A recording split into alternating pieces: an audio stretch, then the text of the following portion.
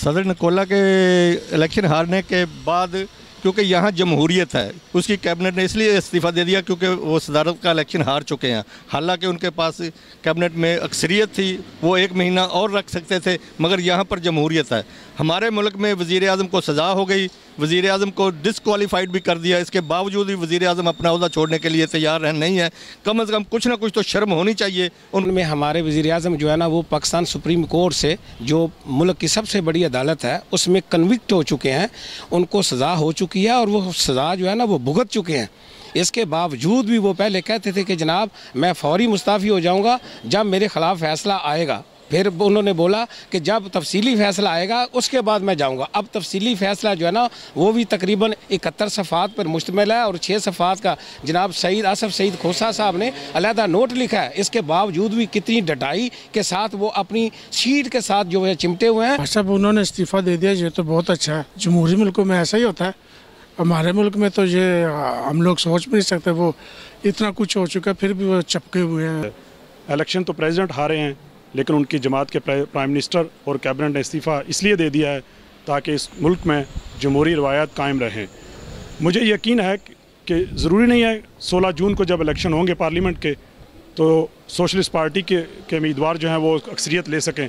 मुमकिन है कि निकोला सरकोजी की जमात ही दोबारा इलेक्शन में पार्लियामेंट में वाज़ेह अक्सरियत लेके आ जाए और उन्हीं का दोबारा प्राइम मिनिस्टर बन जाए। लेकिन आज प्राइम मिनिस्टर ने और उनकी कैबिनेट ने मुस्ताफ़ी होने का ऐलान करके उस रवायत को, जमहूरी रवायत को कायम रखा है जो यूरोप में हमेशा से चलती आ रही हैं। मैं समझता हूँ कि हमारे प्राइम मिनिस्टर को सज़ा हो चुकी है। उन्हें थोड़ी सी मुल्क व कौम की मफादात को सोचना चाहिए, मुल्क के वक़ार को सोचना चाहिए और उनको भी मुस्ताफ़ी हो जाना चाहिए।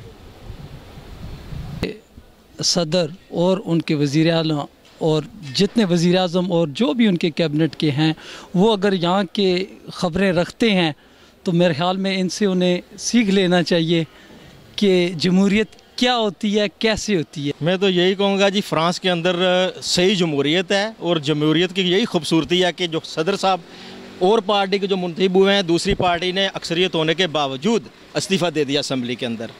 और पाकिस्तान के अंदर यूसुफ रज़ा गिलानी साहब को भी इस्तीफ़ा दे देना चाहिए।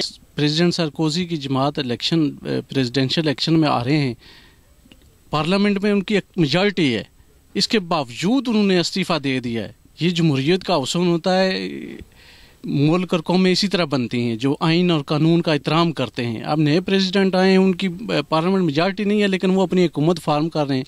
1 महीने बाद इलेक्शन होने, जो जमात मेजॉरिटी लेगी उसकी गवर्नमेंट प्राइम मिनिस्टर उसका होगा।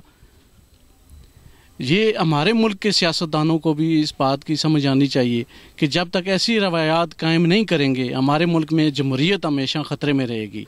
और मौजूदा हुकूमत को मैं ये कहना चाहता हूँ जनाब कि प्राइम मिनिस्टर साहब को फ़ौरन इस्तीफ़ा देना चाहिए।